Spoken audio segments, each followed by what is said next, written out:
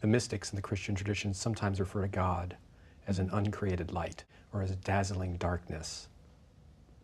When we look for consciousness, in other words, we can't find it as such. It's not in space or time. And yet, it's shining radiantly as the reality of this moment. It simply is. Meister Eckhart has a beautiful pointer. He calls it a state of poverty, which we normally think of as a negative state. But he was referring in that sermon to a state of inner void or emptiness. And so there was this realization over and over again, this soft, gentle surrendering into what he calls the uncreated ground. And I call uncreated light of awareness. Over and over again, dying into that and as that. Meister Eckhart says you have to want and desire as little as you did before you were born. Mm-hmm. So it's an emptying, it's a self-emptying process. In the Bible, the Philippians, there's a famous passage that speaks of this, the kenosis of Jesus, which means the kenosis is a Greek word for self-empty. And Jesus empties himself of himself in the foot washing as well. And it's the emptying or the melting down the ornament back into its formless, uncreated nature, which is formless, the formless presence of awareness, which is the reality of this moment. Boundless, free, open, spacious, uncontained, unformed. And the more that that is recognized as oneself, that I refers to that, it does not refer to a separate self, it refers to whatever it is that's aware in this moment, which is uncreated.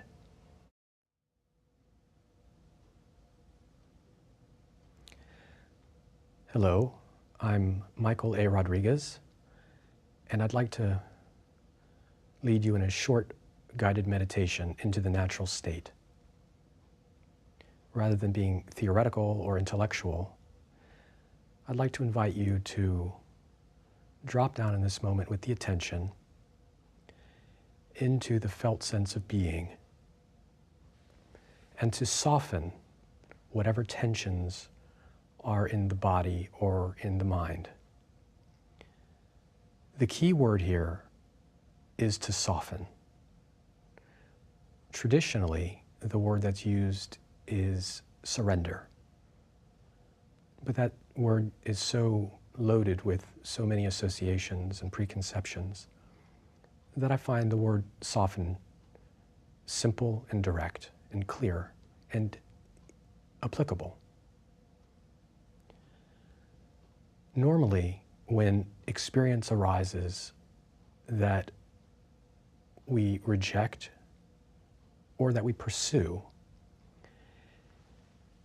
there's a hardening of the heart, the human heart, and of the body, resulting in a density in the body and the mind. And so all this meditation does is to soften that density, making the body and the mind more permeable to the transparency of true nature.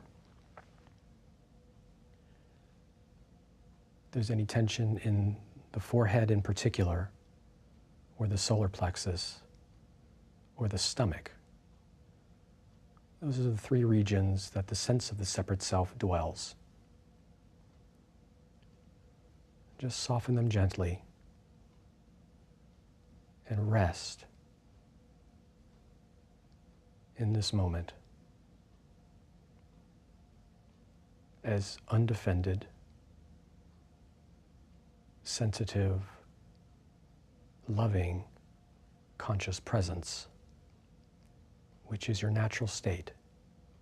It is not natural to be defended and hateful and separate from experience. Your heart longs for love and connection and intimacy. Everyone's does. The human heart contracts and expands, both in the literal sense and emotionally. So we're going to rest the human heart in the heart of awareness, within which the human heart arises and subsides. And this is not abstract. This presence is absolutely present. It's the reality of this moment. And so as we soften down into the felt sense of being, to be the energy that we call the body, we can soften that resistance to whatever is arising.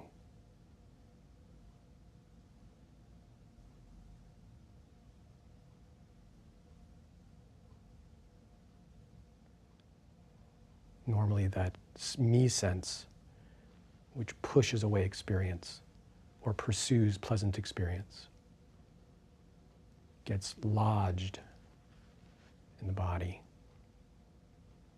and creates a very powerful illusion of separation.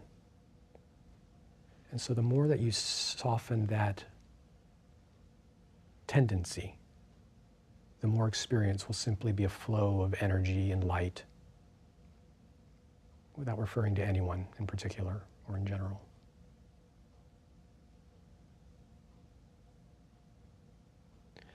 So we're doing this now in the comfort and safety of perhaps your bedroom or your den, wherever you may be.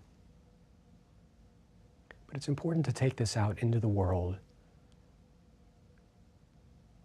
so that all of our experience is permeated by this understanding,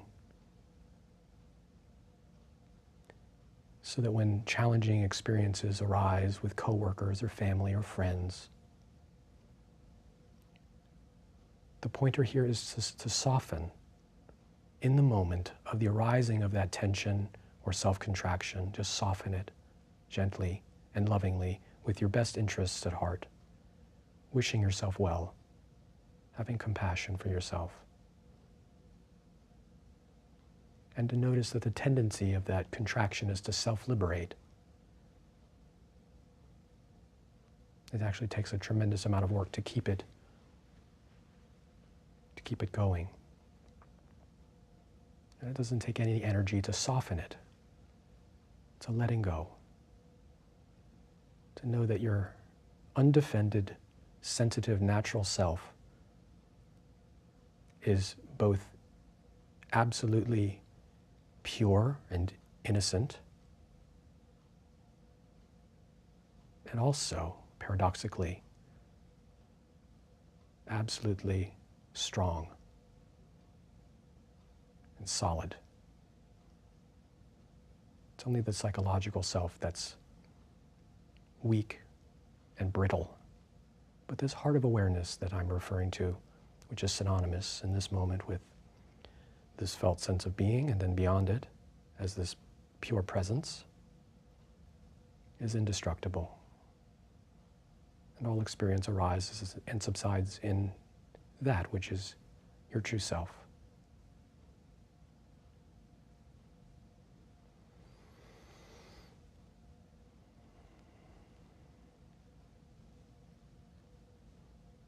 The more you make this just a way of life, the more it will just become the natural state again, which it was in childhood when you were undefended and innocent.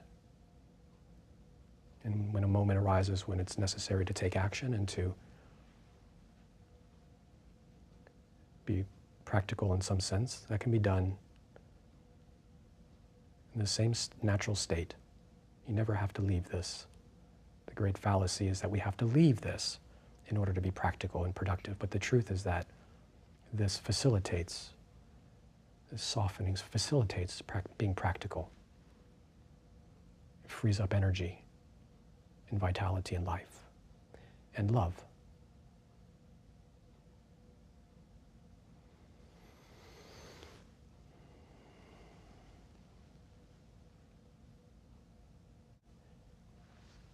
May you be well.